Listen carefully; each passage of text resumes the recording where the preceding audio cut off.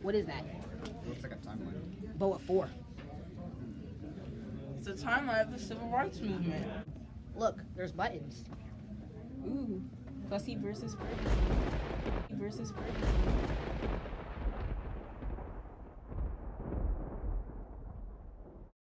Today, we are here to discuss the case of Homer Plessy. Plessy is here today due to his refusal to leave a train after entering a whites-only car and taking a seat. After refusing to give up his seat, he was arrested and jailed. Thank you. Excuse me, Your Honor. I'm here because I was convicted of violating 1890 law. Here, I am filing a petition because this law violates the Equal Protection Clause of the 14th Amendment. This case that happened in 1896 finally reached a verdict on May 18, 1896. The Supreme Court has reached a verdict. We have declared separate but equal facilities. This meant that interstate railroads were among many segregated public facilities that were held under the separate but equal ruling. Although this was not the only public facility affected by this excuse as a resolution, others included buses, hotels, theaters, swimming pools, and schools. It wasn't until the case of Brown versus the Board of Education to bring the push people needed to be treated equally.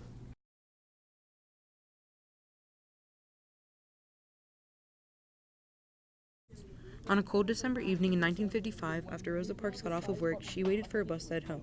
While Rosa was so tired, she didn't realize she was getting on the bus she usually avoided, which was driven by James Blake. She sat in the fifth row, which was the first row of the colored section. As the bus started to fill, a few white men got on and couldn't find a seat. The bus driver demanded Rosa Parks and 3 other people of color to move. The 3 complied, but Rosa did not. Excuse me, but I'll need you to get up for this man. Sorry, sir. My feet hurt. It's been a long day, so that'll be a no. Are you going to get up? No. Then I'll have you arrested. You may do that.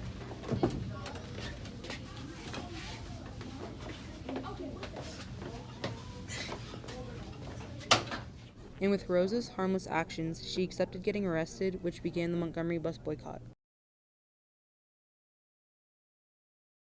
The Arkansas National Guard was called to preserve the peace. Eisenhower issued an executive order for them to protect the 9 African American students that were being integrated into the previously all-white high school. On September 4th, 1957, the day they would be integrating education began. The National Guard of Arkansas escorted the 8 African Americans, which excluded Elizabeth Eckford, since her parents didn't own a telephone to communicate carpool plans. Elizabeth Eckford soon arrived alone, and their journey of integration began. You don't belong there. Lynch her! Lynch her! Lynch her! Don't be scared. Mama told me to be brave. Today is one of many days I will have to face these kids. I will not let them get the best of me because I was put here for a reason. I will not let these kids get the reaction they want. Thank you very much. Over the next few weeks, the National Guard helped accompany the 9 students to school. Over time, Little Rock 9 successfully integrated Little Rock Central High School.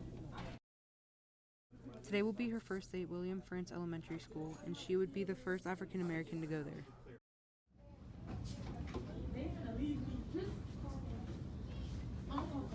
Mom, I'm scared. What if someone tries to hurt me? I know how angry people are about what I'm doing. Don't worry about it, sweetheart. The state officials will walk you every step of the way to and from school, and I'll be by your side always. The children aren't gonna like me. They'll make fun of me and be mean to me. You're gonna have to show them that you're no less than they are and don't care about what they think. The only thing that matters is how you view yourself. Okay, thanks, Mama. We have to go now.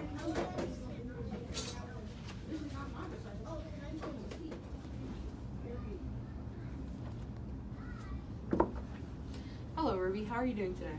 I'm fine, ma'am. And you? I'm doing great. Are you excited for your first day? I'm more nervous than excited.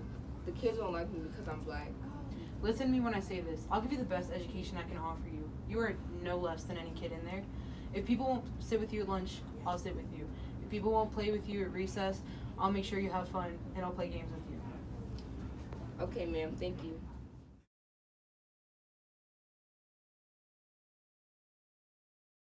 The March on Washington was a great day in history, in which the civil rights activist Martin Luther King led a march to pressure the administration to initiate a strong federal civil rights bill in Congress.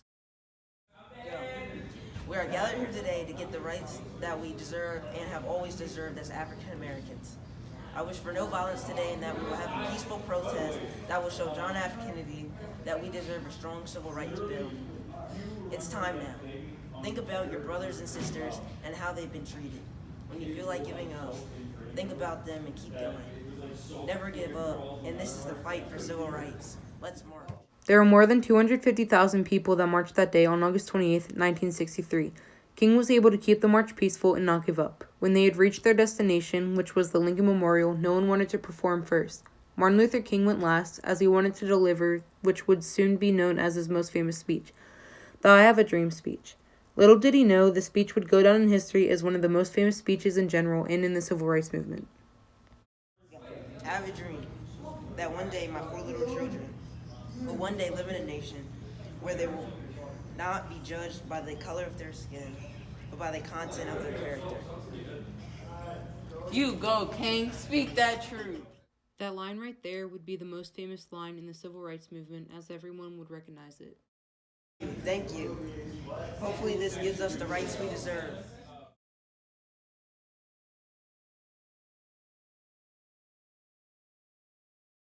Malcolm is on a pilgrimage in Mecca. His brother allowed him to change human rights. I'm finally free from those false accusations Elijah Muhammad has made about civil rights.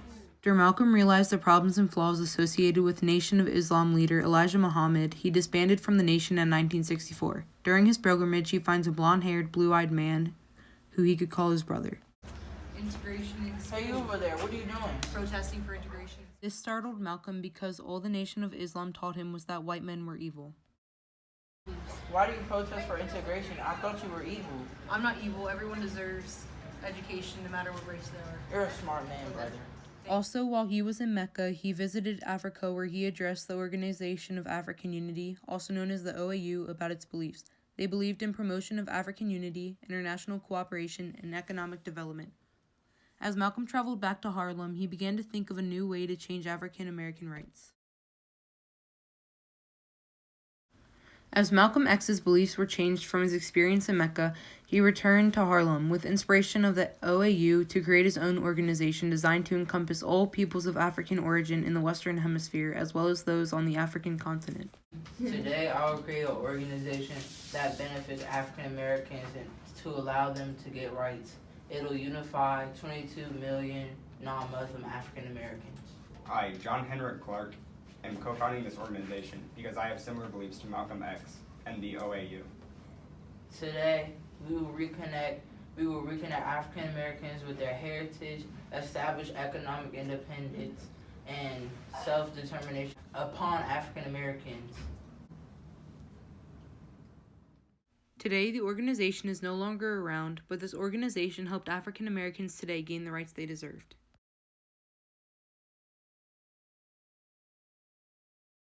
Let this session of Congress be known as the session that did more for civil rights than the last 100 sessions combined.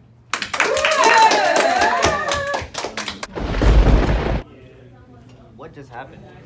I'm not really sure. I think we just list some of the most important historical events. Other than the fact that we don't know how we got there, I guess it was pretty cool. I think that really enlightened us. Yeah, I mean, I didn't really know all that happened. It kind of helped me understand the history of civil rights better. I mean, what helps you learn better than actually witnessing it in person? Yeah, I agree. I'm glad that all that happened. It gave us an opportunity to freely express ourselves. Yeah, for real. Let's finish this overnight challenge. I'll race you to the dinosaur exhibit. Last one there's a raw egg.